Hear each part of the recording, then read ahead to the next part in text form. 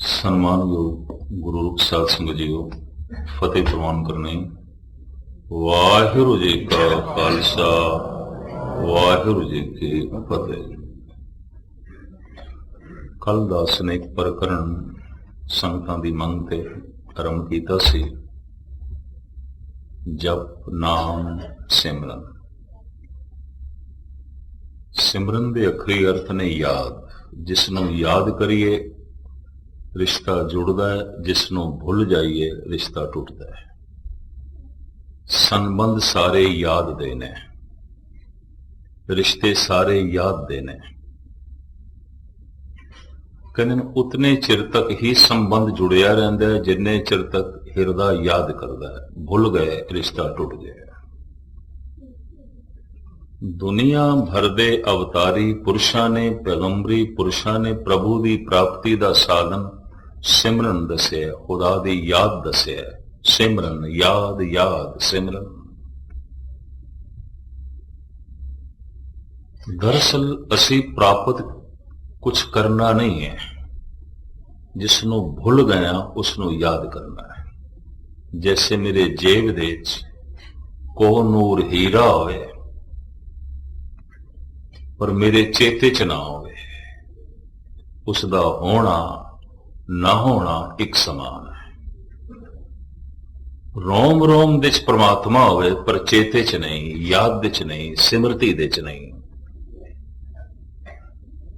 ਮਹਿਰਸ਼ਕਾਂ ਜਿਹੜੇ ਕਹਿੰਦੇ ਨਾ ਪ੍ਰਮਾਤਮਾ ਨੂੰ ਤਲਾਸ਼ ਕਰਨਾ ਨਹੀਂ, ਤਲਾਸ਼ ਤੇ ਉਹਨੂੰ ਕਰਨਾ ਪੈਂਦਾ ਜਿਹੜਾ ਗੁੰਮ ਹੋ ਗਿਆ, ਲੱਭਣਾ ਤੇ ਉਹਨੂੰ ਪੈਂਦਾ। ਪਰਮਾਤਮਾ ਦੇ ਕੋਲ ਜਾਣਾ ਇਹਦਾ ਮਤਲਬ ਹੈ ਸਾਥੋਂ ਦੂਰ ਹੈ ਕਿਧਰੇ। ਜਦ ਕਿ ਆਖਿਆ ਜਾ ਰਿਹਾ ਕਹਿਰਾ ਉਦਾਸ ਆਸ ਬੇਨੇਰੇ, ਸਹਿਜੇ ਹੋਏ ਸੋ ਹੋਏ ਤਨ ਤੋਂ ਜਿਤਨਾ ਹੱਥ ਦੂਰ ਜਾ ਸਕਦਾ, ਪ੍ਰਮਾਤਮਾ ਤੇ ਇਤਨੀ ਦੂਰ ਵੀ ਨਹੀਂ ਹੈ। ਉਹ ਤੇ ਵਿਆਪਕ ਹੈ। ਉਸ ਦੇ ਕੋਲ ਨਹੀਂ ਜਾਣਾ, ਉਸ ਨੂੰ ਲੱਭਣਾ ਵੀ ਨਹੀਂ, ਉਹਨੂੰ ਯਾਦ ਕਰਨਾ ਜਿਹਨੂੰ ਭੁੱਲ ਗਏ ਬਸ। ਕਹਿੰਦੇ ਨੇ 12 ਸਾਲ ਦੀ ਘੋਰ ਸਾਧਨਾ ਤੋਂ ਬਾਅਦ ਸਿਧਾਰਥ ਮਹਾਤਮਾ ਬੁੱਧ ਬਣ ਕੇ ਜਦ ਘਰ ਵਾਪਸ ਗਿਆ ਤੇ ਪਿਓ ਨੇ ਪਹਿਲਾਂ ਇਹੀ ਸਵਾਲ ਕੀਤਾ, ਤੈਨੂੰ ਕੀ ਲੱਭਿਆ? ਰਾਜਕੁਮਾਰ ਸੀ ਤੂੰ, ਮੈਂ ਤੈਨੂੰ ਰਾਜ ਪਾਠ ਦੇਣਾ ਸੀ, ਕੀ ਲੱਭਿਆ ਤੈਨੂੰ? ਜੰਗਲਾਂ ਦੀ ਤੂੰ ਖਾਕ ਛਾਣੀ, ਭੁੱਖਾ ਰਹਿ, ਪਿਆਸਾ ਰਹਿ, ਲੱਭਿਆ ਕੀ ਹੈ ਤੈਨੂੰ? ਸਿਧਾਰਥ ਜੋ ਮਹਾਤਮਾ ਬੁੱਧ ਬਣ ਚੁੱਕਿਆ ਸੀ, ਉਹਦੇ ਕੰਠ ਤੋਂ ਜਿਹੜੇ ਪਹਿਲੇ ਬੋਲ ਨਿਕਲੇ ਮੈਂ ਤੁਹਾਡੇ ਸਾਹਮਣੇ ਰੱਖਾਂ। ਪਿਤਾ ਮਿਲਿਆ ਤੇ ਕੁਛ ਵੀ ਨਹੀਂ ਮੈਨੂੰ, ਜੋ ਮਿਲਿਆ ਹੋਇਆ ਸੀ ਉਸ ਦਾ ਪਤਾ ਚੱਲ ਗਿਆ। ਮਿਲਿਆ ਤੇ ਮੈਨੂੰ ਕੁਛ ਵੀ ਨਹੀਂ ਸੀ, ਜੋ ਮਿਲਿਆ ਹੋਇਆ ਸੀ, ਜੋ ਮੇਰੇ ਕੋਲ ਸੀ, ਜਿਹਨੂੰ ਮੈਂ ਭੁੱਲ ਗਿਆ ਸੀ, ਬਸ ਉਸ ਦਾ ਪਤਾ ਚੱਲ ਗਿਆ, ਉਹਦੀ ਯਾਦ ਚੱਲ ਪਈ, ਉਹ ਨਾਲ ਰਿਸ਼ਤਾ ਜੁੜ ਗਿਆ, ਉਸ ਨਾਲ ਸੰਬੰਧ ਜੁੜ ਗਿਆ। ਜਦ ਵੀ ਕਿਸੇ ਤੇ ਘਟਨਾ ਘਟਦੀ ਹੈ ਉਹ ਹੈਰਾਨ ਵੀ ਹੋ ਜਾਂਦਾ ਹੈ। ਧੰਨ ਗੁਰੂ ਗੋਬਿੰਦ ਸਿੰਘ ਜੀ ਮਹਾਰਾਜ ਨੇ ਇਸ ਤਰ੍ਹਾਂ ਦੀ ਅਵਸਥਾ ਨੂੰ 10ਵੇਂ ਗ੍ਰੰਥ ਦੇ ਬੜੇ ਸੋਹਣੇ ਢੰਗ ਨਾਲ ਲਿਖਿਆ ਹੈ। ਦਿਨ ਏਕ ਅਜਬ ਆਤਮ ਰਾਮ ਜਹ ਅਮਿਤ ਤੇਜ ਅਬਗਤ ਅਕਾਮ। ਸ੍ਰੀ ਮੁਖਵਾਕ ਪਾਤਸ਼ਾਹੀ 10ਵੀਂ। ਮਹਾਰਾਜ ਕਹਿੰਦੇ ਨਾ ਅਭਿਆਸੀ ਅਭਿਆਸ ਕਰਦਿਆਂ ਕਰਦਿਆਂ ਇੱਕ ਦਿਨ ਉਸ ਤੇ ਘਟਨਾ ਘਟ ਗਈ। ਆਤਮ ਦੇ ਅਰਥ ਨੇ ਪ੍ਰਕਾਸ਼, ਚਾਨਣਾ ਹੋ ਗਿਆ, ਪ੍ਰਕਾਸ਼ ਹੋ ਗਿਆ। ਦਿਨ ਏਕ ਅਜਬ ਆਤਮ ਰਾਮ ਜਹ ਅਮਿਤ ਤੇਜ ਅਬਗਤ ਅਕਾਮ। ਬੜਾ ਤੇਜ, ਗਤੀ ਤੋਂ ਰਹਿਤ, ਪਰਮ ਆਨੰਦ ਸਰੂਪ। ਇਸ ਤਰ੍ਹਾਂ ਅਚਾਨਕ ਹੋ ਗਿਆ। ਔਰ ਗੁਰੂ ਨਾਨਕ ਦੇਵ ਜੀ ਮਹਾਰਾਜ ਵੀ ਕਹਿੰਦੇ ਜਦ ਵੀ ਇਹ ਘਟਨਾ ਘਟਦੀ ਹੈ ਅਚਾਨਕ ਹੀ ਘਟਦੀ ਹੈ। ਘਾਲ ਨਾ ਮਿਲਿਓ, ਸੇਵ ਨਾ ਮਿਲਿਓ, ਮਿਲਿਓ ਆਏ ਅਚਿੰਤਾ। ਮੇਰੀ ਜਿਸ ਘਾਲਨਾ ਦੇ ਨਾਲ ਮੈਨੂੰ ਪ੍ਰਮਾਤਮਾ ਮਿਲ ਸਕਦਾ ਹੈ तो मेरी घालना परमात्मा का मुल हो गया, वो ते अमुल है। मेरे कीते दान नाल मेरी कीती सेवा नाल, मेरे कीते जप नाल अगर मैनू परमात्मा मिल सकता है तो जो कुछ मैं कीता है परमात्मा का मुल हो गया। मेरा जप ते परमात्मा बराबर हो गए, मेरी सेवा ते ईश्वर बराबर ही हो गई। जिस पैसे नाल बाजार दे च वस्तु मिल सकती है तो बराबरी हो गई, ये चलो थोड़ा जिहा वध घट सही। मेरी जिस क्रिया नाल मैनू परमात्मा मिल सकता है वो परमात्मा मेरी क्रिया तो वड्डा नहीं है। आप सारे सियाने बैठे। मेरी जिस घालना नाल मैनू रब मिल सकता है वो रब मेरी घालना तो वड्डा नहीं है। इस वास्ते दुनिया भर दे महापुरुषां ने आख्या तू मिले हैं तेरी बख्शिश, तू मिले हैं तेरा प्रसाद गुर प्रसाद, तू मिले हैं तेरी रहमत तेरी बख्शिश तो प्रसाद। ये तेरा प्रसाद है, तेरी बख्शिश है, तेरी रहमत है।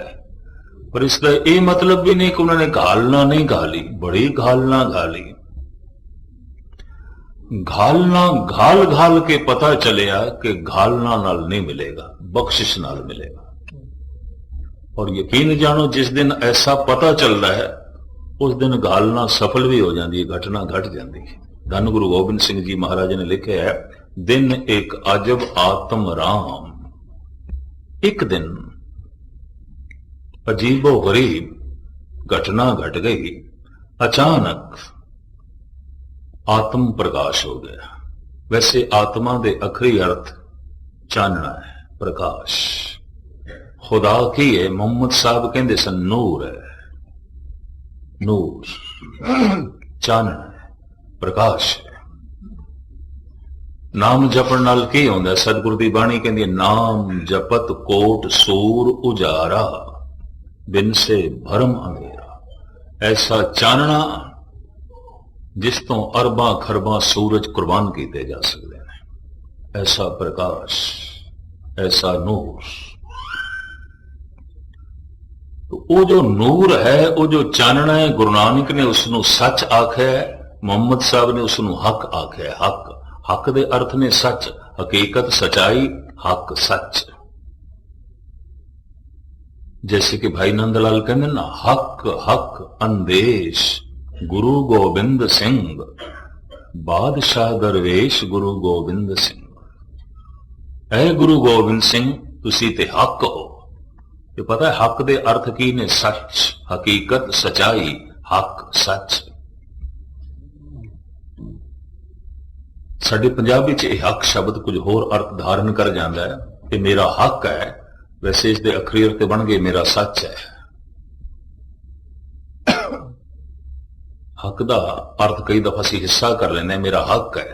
नहीं, हक शब्द अरबी का है, ये अर्थ ने सच, हकीकत, सच्चाई। सच तक पहुंचना है और वो सच है।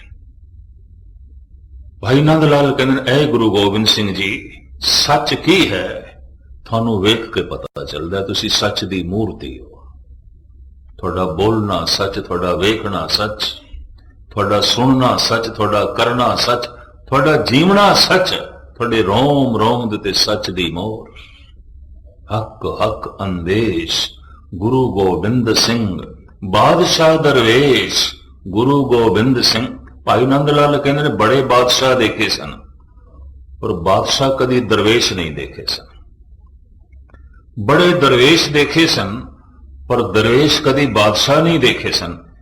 ये पहला ही मुजस्मा देख रहे हैं जो बादशाह भी है, दरवेश भी है, बाहरों बादशाह है, अंदरों दरवेश है। हक हक अंदेश गुरु गोबिंद सिंह, बादशाह दरवेश गुरु गोबिंद सिंह। धन गुरु गोबिंद सिंह जी महाराज प्रमाण करते हैं, दिन एक अजब आत्म राम। एक दिन अजीबो गरीब घटना घट गई, अभ्यासी के अंदर प्रकाश पैदा हो गया, चानना। जह अमित तेज अवगत अकाम, जो गति तो रहत सी, अमित सी, तोल तो परे, नाप तो परे, अनंत सी, जिद कामना नहीं सी। इस अभ्यासी दे अंदरों एक सवाल खड़ा हो गया, ये कौन आए आत्म स्वरूप जह अमित तेज अवगत अभूत। श्री मुखवाक पातशाही दसवीं है। एक ही है जिस दिन भी अभ्यासी ते पहले पहले घटना घटती खुद हैरान हो जाता है की है ये वास्तविक की है। तो मैं इतना भी अर्ज कर दिया कि कथा अभ्यासियों लिए अगर जिन्होंने पूछा तो हो सकता है अभ्यास का शौक रखते हो तो थोड़े हुक्म मुख रखते हैं मैं आरंभ किया है। जो इस अभ्यास के मार्ग ते चले नहीं शायद मैं अर्ज करा उन्होंने तालमेल भी ना बैठे इस विचार नाल। आए सी कीर्तन सुन आए सी कथा सुने की पता नहीं कितों दी गल्लां करन लग पे। अभ्यासी दे अंदरों सवाल पैदा होया की है ये नूर की है ये प्रकाश की है परम आनंद की है ये कौन आए आत्म स्वरूप जह अमित तेज अवगत अभूत। ये प्रश्न पैदा होया वो नूर ही बोल पिया ये ब्रह्म आए आत्म स्वरूप जह अमित तेज अवगत अभूत। जिन्हों तू वेख रहे यही ते ब्रह्म है और की ब्रह्म होता है जिसनों तू महसूस कर रहे यही ब्रह्म है। ये कित्थों आया किधरों भी नहीं आया तेरे अंदर से।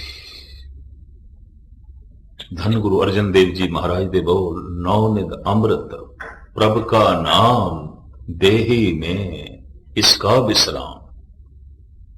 विज्ञानिक ढंग नाल तलाश करोगे क्योंकि साइंस ने मनिया नहीं वो तो कहते असी शरीर की चीरा फाड़ी करके देख ली हड्डियां ने मिंज है मांस है खून है अंदर कोई आत्म प्रकाश तो है कोई नहीं। बहुता चीरा फाड़ी करके देख लिया कुछ भी नहीं। भारत के संत गलत कहते हैं ये अवतारी पुरुष गलत कहते हैं। और मैं हुण अर्ज करा एक संगीतकार है थोड़ी जी जो संगीत की मस रखते हैं ये उदाहरण चंगा लगेगा। एक संगीतकार है उसके अंदर बिलावल दियां धुनां वसियां हुई ने वो अंदर रामकली समाई हुई है माल कौंस भी बैठा है चंद्र कौंस भी बैठा है सोरठ भी है उसके अंदर गौड़ी भी है श्री राग भी है भैरव भी है कल्याण भी है। कोई डॉक्टर आखे जरा मैं चीरा फाड़ी करके देखा माल कौंस किथे पे है सोरठ किथे पे है रामकली किथे पई है बिलावत दियां धुना किथे पईयां ने मिंज हथ आवेगी मांस हथ आवेगा हड्डियां हथ आवणगियां खून हथ आवेगा रामकली हथ नहीं आने लगी माल कौस हथ नहीं आएगा चंद्र कौस हथ नहीं आएगा जद के है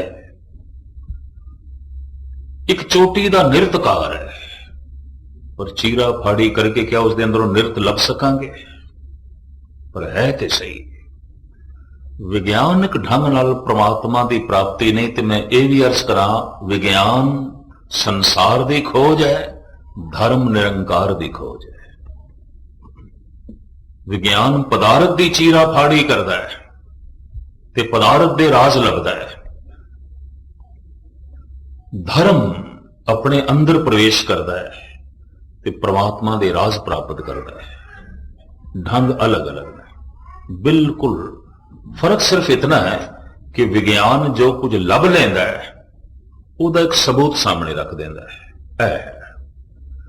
धर्म जो कुछ प्राप्त कर लेंदा है उसका सबूत नहीं कोई प्रत्यक्ष प्रमाण नहीं। किसे भगत ने किसे अवतार ने यह नहीं आख्या ऐ रब इंज आउंदा है ऐ इस तरह प्रत्यक्ष प्रमाण नहीं। जद कदी इस तरह की कथा चले मैनू एक सर्वधर्म सम्मेलन याद आ जाता है इंदौर दे होया देश भर की अखबारों के उसकी बड़ी चर्चा हुई। इकट्ठ कोई 2 लाख बंदियां का पुलिस का भी बहुत बड़ा इंतजाम किया गया सी किधर झगड़ा ना हो जाए क्योंकि खंडन मंडन करन दी खुल सी। इस्लाम का वक्ता आया सी पादरी पहुंचिया सी बाइबल की तशरीह करने वास्ते कृष्णानंद पहुंचे सन सनातन मत ते बोलने वास्ते आर्या समाज दे सियाणे प्रचारक पहुंचे सन जैन मत बौद्ध मत ते पहुंचे सन सिख धर्म की तरफों दास नूं लै गए सन और मैं उस जमाने च पहली दफा सर्वधर्म सम्मेलन अटेंड किया। कोई 30 साल में पुरानी गल करदा तुहानूं, घबराहट भी बड़ी। मैनूं पता चलिया सी जो पीर आया है इस्लाम ते बोलण वास्ते कराची तो आया है, बड़ा सियाणा है, मुदब्बर है। पादरी नूं बंबे तो बुलाया गया और नेपाल तो आया है बौद्ध धर्म ते बोलण वाला। अपने अपने इलाके दे और अपने अपने धर्म दे ये चोटी दे सियाणे पुरुष। एक प्रोफेसर सालूके नूं भी बुलाया गया जिसने ऐलानिया कहा सी जितने धार्मिक वक्ते ने मैं सारियां दी विचार दा खंडन करांगा, कोई परमात्मा नहीं, कोई ईश्वर नहीं, सब झूठ बोलते हैं। उसनूं भी मदौ किया गया सी, बुलाया गया सी सिर्फ ये देखने वास्ते कि ये धार्मिक पुरुष ज्यादा दलील पेश कर सकते हैं कि ये नास्तिक बंदा ज्यादा खंडन कर सकता है, ये देखना है। अग्रवाल एक बिरादरी है हिंदुस्तान की तरफों ये सर्वधर्म सम्मेलन अटेंड किया गया, जो है आयोजन किया गया सी और इस लाखों रुपए का खर्चा सी। दास ने उस जमाने उस वक्त पूरे जज्बे नाल पूरी शरधा नाल उस सम्मेलन की शमूलियत की थी, लेकिन घबराहट, इंतजाम सारा अग्रवाल बिरादरी का और इस सिख भी पहुंचे, मुसलमान भी पहुंचे, श्रोतियां क्रिश्चियन भी पहुंचे, हिंदू भी पहुंचे। आयोजन सिर्फ अग्रवाल बिरादरी का। इस्लाम का वक्ता बोलिया वो प्रोफेसर सालूके जिहड़ा सी उन्हें 7 मिनटां च ही खंडन करके रख दी उसकी विचार। मेरा बनया होया हौसला डिग गया। ये बहुत सियाणा बंदा, ये कोल ते बड़ियां दलीलां ने। और आप सुन के हैरान हो गए, बौद्ध वक्ता, बौद्ध धर्म का जिहड़ा वक्ता सी वो भी नमूजना जिहा मुंह लैके उसने बिठा दिता। और इसी तरीके दे नाल जैन बाद दास दी वारी ते मैं अद्धा तो मुझे हौसला हार ही बैठा सी। मैं कैसी जो कुछ बोलना इसने खंडन कर देना, लोगों ने उहदे हक दे ताड़ी वजा देनी। चोटी दे अखबारी रिपोर्टर आए सन और इंदौर स्टेट दे उस वक्त दे महाराजा भी बैठे सन, इंदौर स्टेट से। उसने भी प्रोग्राम बड़े शौक नाल अटेंड किया, बड़े शौक नाल बैठा रहा सुनने लई। 22 मिनट का दास नूं समा दिता गया सी ते मैं 22 मिनट जो बोलिया वो प्रोफेसर सालूके खड़ा होया, उन्होंने हर वक्त तो बाद 7 मिनट मिलते सन। उन्हें मैनू आखे मस्कीन जी जिस परमात्मा की तुसी गल की इसनूं वेखिया कदी? मैं कहा नहीं वेखिया। फिर भी तुसी दिन रात उसकी गल करी जाते तो लोगों को सुनाई जाते। मैं सुनाई जाते कहना अपना ते लोगों का पता नहीं कितने घंटिया का समा रोज बर्बाद कर रहे हो, वक्त जाया कर रहे हो। जिन्हों वेखिया नहीं ओदी चर्चा करी जाते हो, ओदा जिक्र करी जाते हो, ओदे प्रति दलीलां देई जाते हो। कहते साइंस जो कुछ कहती है उसका सबूत मुहैया जो है कर देंदी है। संत लोग जो कुछ कहते हैं, ज्ञानी जो कुछ कहते हैं, भगत जो कुछ कहते हैं, गुरुओं ने जो कुछ आख्या है, सबूत नहीं मुहैया किया, प्रमाण सामने नहीं रखे। और प्रमाण प्रत्यक्ष। मैं उसको आख्या प्रोफेसर साहब जरूरी तो नहीं कि जो नहीं दिखाई देता वो है ही नहीं। हवा नहीं दिखाई देती, फुल दिखाई देंदे, महक नहीं दिखाई देती, शक्कर दिखाई देती है, मिठास नहीं दिखाई देती, मिर्चा दिखाई देंदियां, कुड़त्तन नहीं दिखाई देती। जे तुसी मैनू आखो कुड़त्तन दिखा तो मैं मिर्च दिखा सकदा, कुड़त्तन ते नहीं। मैं शक्कर दिखा सकदा, मिठास ते नहीं। मैं फुल दिखा सकदा, महक ते नहीं। हस पिया, कहंदा ये प्रमाण बहुत पुराने हो गए, इन्हां दी कोई अहमियत नहीं। ਕਹਿੰਦਾ ਫੁੱਲ ਨੂੰ ਨੇੜੇ ਆਈਏ ਨਾਸਕਾ ਦੱਸ ਦਿੰਦੀ ਮਹਿਕ ਹੈ, ਸ਼ੱਕਰ ਨੂੰ ਮੂੰਹ ਦੇ ਚ ਪਾਈਏ ਜ਼ਬਾਨ ਦੱਸ ਦਿੰਦੀ ਮਿੱਠੀ ਹੈ, ਮਿਰਚਾਂ ਨੂੰ ਮੂੰਹ ਦੇ ਚ ਪਾਈਏ ਜ਼ਬਾਨ ਦੱਸ ਦਿੰਦੀ ਕੌੜੀ ਹੈ। ਜ਼ਬਾਨ ਵਾਹਿਗੁਰੂ ਵਾਹਿਗੁਰੂ ਵਾਹਿਗੁਰੂ ਵਾਹਿਗੁਰੂ ਜਪੇ, ਰਾਮ ਰਾਮ ਜਪੇ, ਕਿਆ ਪਤਾ ਚੱਲ ਜਾਂਦਾ ਰਾਮ ਹੈ ਵਾਹਿਗੁਰੂ ਹੈ, ਕਿਆ ਪਤਾ ਚੱਲ ਜਾਂਦਾ। ਕਹਿੰਦਾ ਮੈਂ ਤੁਹਾਡੇ ਸਾਹਮਣੇ 2 ਮਿੰਟ ਕਰਦਾ, ਮੈਨੂੰ ਕੱਖ ਨਹੀਂ ਪਤਾ, ਪਰ 1 ਸੈਕਿੰਡ ਲਈ ਜੇ ਮੈਂ ਮੂੰਹ ਦੇ ਸ਼ੱਕਰ ਰੱਖਾਂ ਮੇਰੀ ਜ਼ਬਾਨ ਮਿੱਠੀ ਹੋ ਜਾਏਗੀ। ਯਕੀਨ ਜਾਣੋ, ਹਾਲਾਂਕਿ ਮੌਸਮ ਬਹਾਰ ਦਾ ਸੀ, ਪਸੀਨੇ ਨਾਲ ਮੇਰੇ ਕੱਪੜੇ ਭਿੱਜ ਗਏ ਸਾਰੇ। ਮੈਂ ਕਿਤੇ ਹੱਦ ਕਰਦਾ ਪਿਆ, ਹਰ ਗੱਲ ਨੂੰ ਰੱਦ ਕਰੀ ਜਾਂਦਾ। ਅੰਦਰੋਂ ਅਰਦਾਸ ਵੀ ਨਿਕਲੀ, ਪਾਤਸ਼ਾਹ ਤੇਰੇ ਦਰ ਦਾ ਵਕਤ ਆ, ਤੇਰੀ ਬਾਣੀ ਦੀ ਗੱਲ ਕਰਨ ਵਾਲਾ, ਕਿ ਇਸ ਤਰ੍ਹਾਂ ਹੀ ਬੇਇੱਜ਼ਤੀ ਹੋਵੇਗੀ। ਮੈਂ ਉਸ ਨੂੰ ਆਖਿਆ ਗੱਲ ਇਹ ਹੈ, ਇੱਕ ਬੇਹੋਸ਼ ਬੰਦਾ ਹੋਵੇ, ਬਹੁਤ ਗਹਿਰਾ ਬੇਹੋਸ਼, ਹੋ ਸਕਦਾ ਉਹਦੇ ਨੱਕ ਦੇ ਨੇੜੇ ਫੁੱਲ ਲੈ ਜਾਈਏ ਤੇ ਉਹਨੂੰ ਮਹਿਕ ਨਾ ਆਵੇ, ਉਸਦੇ ਮੂੰਹ ਦੇ ਸ਼ੱਕਰ ਪਾਈਏ ਤੇ ਉਸ ਨੂੰ ਮਿਠਾਸ ਦਾ ਬੋਧ ਨਾ ਹੋਵੇ, ਕਿਉਂਕਿ ਬੇਹੋਸ਼ ਹੈ। ਹੱਸ ਕੇ ਕਹਿਣ ਲੱਗਾ, ਮੇਰੇ ਜੈਸਾ ਬੰਦਾ ਤੁਹਾਨੂੰ ਬੇਹੋਸ਼ ਪ੍ਰਤੀਤ ਹੁੰਦਾ ਹੈ? ਮੇਰੇ ਜੈਸਾ ਇਨਸਾਨ ਤੁਹਾਨੂੰ ਬੇਹੋਸ਼ ਦਿਖਾਈ ਦਿੰਦਾ ਹੈ? ਕਿ ਮੈਂ ਇਤਨੇ ਵਕਤਿਆਂ ਦੀਆਂ ਦਲੀਲਾਂ ਨੂੰ ਰੱਦ ਕਰਕੇ ਰੱਖ ਦਿੱਤਾ ਹੈ ਔਰ ਤੁਹਾਨੂੰ ਵੀ ਬੋਲਣ ਨਹੀਂ ਦਿਆਂਗਾ। ਜਾਂ ਤੇ ਕੋਈ ਪ੍ਰਤੱਖ ਪ੍ਰਮਾਣ ਦਿਓ ਪ੍ਰਮਾਤਮਾ ਹੈ, ਕੋਈ ਪ੍ਰਤੱਖ ਸਬੂਤ, ਨਹੀਂ ਤੇ ਇਹ ਫਿਜ਼ੂਲ ਦੀਆਂ ਗੱਲਾਂ ਨੇ, ਅਨਪੜ੍ਹ ਦੁਨੀਆ ਦੀ ਗੱਲਾਂ ਨੇ, ਮੂਰਖਾਂ ਦੀਆਂ ਗੱਲਾਂ ਨੇ। ਮੈਂ ਕਿਹਾ ਸਵਾਲ ਇਹ, ਹੁਣ ਤੁਹਾਨੂੰ ਪ੍ਰਤੱਖ ਪ੍ਰਮਾਣ ਚਾਹੀਦਾ, ਸਾਹਮਣੇ ਸਬੂਤ ਚਾਹੀਦਾ ਹੈ।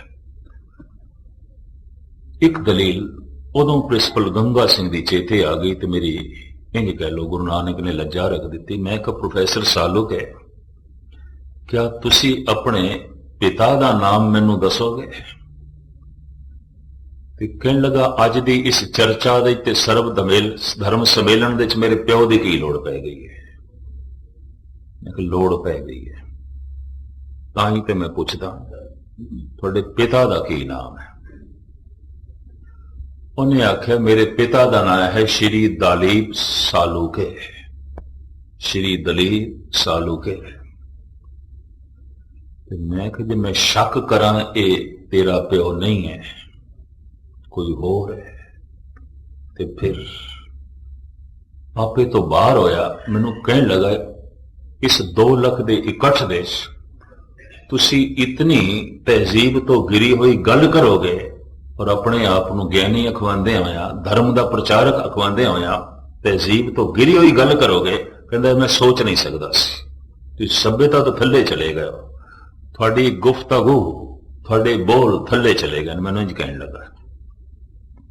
ਮੈਂ ਕਿਹਾ ਹੱਦ ਹੋ ਗਈ, ਮੈਂ ਤੇਰੇ ਪਿਓ ਤੇ ਸ਼ੱਕ ਕਰਾਂ, ਤੂੰ ਕਹਿਣਾ ਇਹ ਸਭਿਅਤਾ ਤੋਂ ਥੱਲੇ ਦੀ ਗੱਲ ਹੈ, पर तू जगत प्यो ते शक करे, जगत पिता ते शक करे जिसने तेरे प्यो जैसे पता नहीं कितने प्यो पैदा किए ने, तो क्या ये सभ्यता तो थल्ले की गल नहीं है? क्या ये तहजीब तो थल्ले की गल नहीं है? मैं शक करदा तू अपने पिता दी होंद दा कोई सबूत दे कि यही तेरा प्यो है। तू थोड़ा जिहा होश संभालिया, तेरी मां ने तेनू कह दिता है तेरे पिता ने, ते तू बापू बापू कहना शुरू कर देता, कोई सबूत मंगया सी मां को? गुरु अर्जन देव जी महाराज दे बोल, पिता का जन्म के जाने पूत, सगल परोई अपने सूद। धन गुरु गोबिंद सिंह जी महाराज दे भी बचन, कहां लगे एव कीट बखाने, महिमा तोर तू ही प्रभ जाने, पिता जन्म ज्यों पूत न पावे, कहां तवन का भेद बतावे। मैं उसनू कह दिता तू अपने पिता का मैनू सबूत दे दे, मैं तेनू जगत पिता का सबूत देना। इस हक दे ताड़ियां वज गई मेरे, खुशी की लहर दौड़ गई। जिहड़े धार्मिक बंदे सन जिन्हां दे दिल टुटे हुए सन, प्रोफैसर सालूके दी तर्क करके भी इन खामा-खा तर्क करी जांदा है, मेरा हौसला बन गया। और उस दिन वाकई मैनू प्रत्यक्ष रूप में इंज दसिया कि कहो नानक सब तेरी वड्याई, कोई नाम ना जाने मेरा। तू दलील दे दी है, बादशाह लज्जा रह गई। बाद ਵਿੱਚ ਜਦ ਚਾਹ ਪੀਣ ਬੈਠੇ ਨਾ ਅਸੀਂ ਸਾਰੇ ਵਕਤੇ ਉਹਨਾਂ ਨੇ ਇੱਕ ਜਗ੍ਹਾ ਤੇ ਇੰਤਜ਼ਾਮ ਕੀਤਾ ਸੀ ਅਗਰਵਾਲ ਬਰਾਦਰੀ ਨੇ ਸਾਲੂ ਕੇ ਮੈਨੂੰ ਕਹਿਣ ਲਗਾ ਮੇਰੀ 60 ਸਾਲ ਦੀ ਉਮਰ ਹੈ ਉਦੋਂ ਮੈਂ 22-23 ਸਾਲ ਦਾ ਹੋਵਾਂਗਾ ਵੱਧ ਤੋਂ ਵੱਧ 24 ਸਾਲ ਦਾ ਮੈਨੂੰ ਕਹਿਣ ਲਗਾ ਮੇਰਾ ਮਨ ਹਿਲ ਗਿਆ ਤੇਰੇ ਬੋਲਾਂ ਨੇ ਹਿਲਾ ਦਿੱਤਾ ਹੈ ਮੈਨੂੰ ਸਟੱਡੀ ਕਰਨੀ ਪਏਗੀ ਮੈਨੂੰ ਨਵੇਂ ਸਿਰੇ ਤੋਂ ਅਧਿਐਨ ਕਰਨਾ ਪਏਗਾ ਹਿਲਾ ਦਿੱਤਾ ਹੈ ਮੇਰਾ ਹਿਰਦਾ ਮੈਂ ਕਿ ਪ੍ਰਮਾਤਮਾ ਤੇਰੇ ਹਿਰਦੇ ਨੂੰ ਇਤਨਾ ਹਿਲਾਵੇ ਔਰ ਤੇਰਾ ਹਿਰਦਾ ਉੱਥੇ ਜਾ ਪਹੁੰਚੇ ਜਿੱਥੇ ਪ੍ਰਮਾਤਮਾ ਦਾ ਰਸ ਹੈ ਉਸ ਦੀ ਹੋਂਦ ਹੈ ਉਸ ਦਾ ਪ੍ਰਕਾਸ਼ ਹੈ ਇਤਨੀ ਗੱਲ ਉਸਨੇ ਸਵੈਮ ਤਸਲੀਮ ਕੀਤੀ ਹੁਣ ਮੈਂ ਅਰਜ਼ ਕਰਾਂ ਅਗਰ ਕੋਈ ਪ੍ਰਤੱਖ ਪ੍ਰਮਾਣ ਪ੍ਰਮਾਤਮਾ ਦਾ ਮੰਗੇ ਤੇ ਕੋਈ ਪ੍ਰਤੱਖ ਪ੍ਰਮਾਣ ਨਹੀਂ ਕੋਈ ਪ੍ਰਤੱਖ ਸਬੂਤ ਨਹੀਂ ਸਾਇੰਸ ਜੋ ਕੁਝ ਕਹਿੰਦੀ ਉਸ ਦਾ ਪ੍ਰਤੱਖ ਸਬੂਤ ਦਿੰਦੀ ਹੈ ਸੰਤ ਜੋ ਕਹਿੰਦੇ ਨੇ ਅਵਤਾਰੀ ਪੁਰਸ਼ ਜੋ ਕਹਿੰਦੇ ਨੇ ਕੋਈ ਪ੍ਰਤੱਖ ਸਬੂਤ ਨਹੀਂ ਧੰਨ ਗੁਰੂ ਗੋਬਿੰਦ ਸਿੰਘ ਜੀ ਮਹਾਰਾਜ ਵੀ ਕਹਿੰਦੇ ਨੇ ਕਹਾਂ ਲਗੇ ਇਹ ਕੀਟ ਬਖਾਨੇ ਮਹਿਮਾ ਤੋਰ ਤੁਈ ਪ੍ਰਭ ਜਾਣੇ ਪਿਤਾ ਜਨਮ ਜਿਉ ਪੂਤ ਨਾ ਪਾਵੇ ਕੀ ਸਬੂਤ ਹੈ ਬੱਚੇ ਕੋਲ ਪਿਓ ਦੇ ਹੋਣ ਦਾ ਭਰੋਸਾ ਹੈ ਵਿਸ਼ਵਾਸ ਦਾ ਰਿਸ਼ਤਾ ਹੈ ਮਾਂ ਨੇ ਕਿਹਾ ਨੇ ਪਿਓ ਨੂੰ ਪਿਓ ਕਰਕੇ ਕਹਿ ਦਿੱਤਾ ਹੈ ਤੇ ਜੇ ਮਾਂ ਦੇ ਕਹਿਣੇ ਤੇ ਤੂੰ ਪਿਓ ਨੂੰ ਪਿਓ ਕਰਕੇ ਕਹਿ ਸਕਦਾ ਹੈ ਤੇ ਗੁਰੂ ਦੇ ਕਹਿਣੇ ਕਰਕੇ ਤੂੰ ਰੱਬ ਨੂੰ ਰੱਬ ਕਰਕੇ ਕਹਿ ਦੇ ਮਾਂ ਨੂੰ ਪਤਾ ਹੈ ਗੁਰੂ ਨੂੰ ਪਤਾ ਹੈ ਅਵਤਾਰ ਨੂੰ ਪਤਾ ਹੈ ਪਰ ਗਜ਼ਬ ਦੀ ਗੱਲ ਇਹ ਹੈ ਜਿਸ ਨੂੰ ਪਤਾ ਹੈ ਉਹ ਪਤਾ ਕਰਾ ਨਹੀਂ ਸਕਦਾ ਉਸ ਬਾਰੇ ਸੇ ਦੀ ਸੂਚਨਾ ਦੇ ਸਕਦਾ ਹੈ ਚੱਲਣ ਦੀ ਪ੍ਰੇਰਣਾ ਦੇ ਸਕਦਾ ਹੈ ਪ੍ਰਤੱਖ ਪ੍ਰਮਾਣ ਨਹੀਂ ਦੇ ਸਕਦਾ ਇਸ ਵਾਸਤੇ ਐਲਾਨੀਆ ਤੌਰ ਤੇ ਅੱਧੀ ਦੁਨੀਆ ਨਾਸਤਿਕ ਹੈ ਔਰ ਜਿਹੜੀ ਆਸਤਿਕ ਹੈ ਉਹ ਵੀ ਕੋਈ ਆਸਤਿਕ ਪੂਰੀ ਨਹੀਂ ਹੈ ਕਿਉਂਕਿ ਕੋਈ ਪ੍ਰਤੱਖ ਸਬੂਤ ਨਹੀਂ ਹੈ ਇਸ ਵਾਸਤੇ ਵਿਗਿਆਨ ਕਹਿ ਦਿੰਦਾ ਸਰੀਰ ਦੀ ਚੀਰਾ ਫਾੜੀ ਕਰੀਏ ਅੰਦਰ ਤੇ ਕੋਈ ਆਤਮਾ ਨਹੀਂ ਲੱਭਦੀ ਔਰ ਅਜੇ ਸਾਇੰਸ ਨੇ ਆਤਮਾ ਨੂੰ ਨਹੀਂ ਮੰਨਿਆ ਕਹਿੰਦੇ ਠੀਕ ਹੈ ਚੀਰਾ ਫਾੜੀ ਕੀਤੀ ਹੈ ਇੱਕ ਸ਼ਕਤੀ ਦਾ ਇਕੱਠ ਹੈ ਖੂਨ ਹੈ ਮਿੰਜ ਹੈ ਮਾਸ ਹੈ ਹੱਡੀਆਂ ਹੈ ਆਤਮਾ ਨਾਮ ਦੀ ਤੇ ਅੰਦਰੋਂ ਕੋਈ ਚੀਜ਼ ਲੱਭਦੀ ਨਹੀਂ ਪਰਮਾਤਮਾ ਤੇ ਅੰਦਰੋਂ ਲੱਭਦਾ ਨਹੀਂ ਪਾਤਸ਼ਾਹ ਦੀ ਬਾਣੀ ਕਹਿੰਦੀ ਹੈ ਨੌ ਨਿਦ ਅੰਮ੍ਰਿਤ ਪ੍ਰਭ ਕਾ ਨਾਮ ਦੇਹੀ ਮੇ ਇਸਕਾ ਵਿਸਰਾਮ ਰਾਮ ਨਾਮ ਰਤਨ ਕੋਠੜੀ ਗੜ ਮੰਦਰ ਏਕ ਲੁਕਾਨੇ ਅੰਦਰ ਹੈ ਕਿਵੇਂ ਕੱਢੀਏ ਇਸ ਨੂੰ ਕਿਵੇਂ ਪ੍ਰਗਟ ਕਰੀਏ ਵਿਗਿਆਨਕ ਢੰਗ ਨਾਲ ਨਹੀਂ ਧਾਰਮਿਕ ਢੰਗ ਨਾਲ ਤੇ ਫਿਰ ਧਾਰਮਿਕ ਢੰਗ ਕੀ ਹੈ ਬਸ ਇਹੀ ਅਭਿਆਸੀਆਂ ਦੇ ਅੰਦਰ ਇਹੀ ਜਗਿਆਸੂਆਂ ਦੇ ਅੰਦਰ ਪ੍ਰਸ਼ਨ ਪੈਦਾ ਹੋ ਜਾਂਦਾ ਹੈ ਤੇ ਨਾਸਤਿਕ ਲੋਕਾਂ ਦੇ ਆਖਰ ਢੰਗ ਕੀ ਹੈ ਫਿਰ ਤਰੀਕਾ ਕੀ ਹੈ ਪਹਿਲੇ ਤੇ ਮੈਂ ਗੁਰੂ ਗ੍ਰੰਥ ਸਾਹਿਬ ਜੀ ਮਹਾਰਾਜ ਦੇ ਤੁਹਾਡੇ ਸਾਹਮਣੇ ਬੋਲ ਰੱਖਾਂ ਭਗਤ ਕਬੀਰ ਜੀ ਦੇ ਕਬੀਰ ਕਹਿੰਦੇ ਮੈਥੋਂ ਕੋਈ ਢੰਗ ਨਾ ਪੁੱਛੋ ਤੇ ਕੋਈ ਢੰਗ ਹੈ ਵੀ ਨਹੀਂ ਇਹ ਵੀ ਮੈਂ ਅਰਜ਼ ਕਰਦੇ ਹਾਂ ਬੜੀ ਕੀਮਤੀ ਪੰਕਤੀ ਹੈ ਤਜ ਭਰਮ ਕਰਮ ਵਿਦ ਨਿਖੇਦ ਵਿਧੀ ਨਿਸ਼ੇਧ ਵਿਦ ਕਹਿੰਦੇ ਢੰਗ ਨੂੰ ਵਿਧਾਨ ਨੂੰ ਵਿਧੀ ਕਹਿੰਦੇ ਕੋਈ ਵਿਧੀ ਨਹੀਂ ਹੁਣ ਕਬੀਰ ਜੈਸਾ ਸੰਤ ਕਹਿ ਦੇ ਕੋਈ ਵਿਧੀ ਨਹੀਂ ਔਰ ਮੇਰੇ ਕੋਲ ਨਾ ਪੁੱਛੋ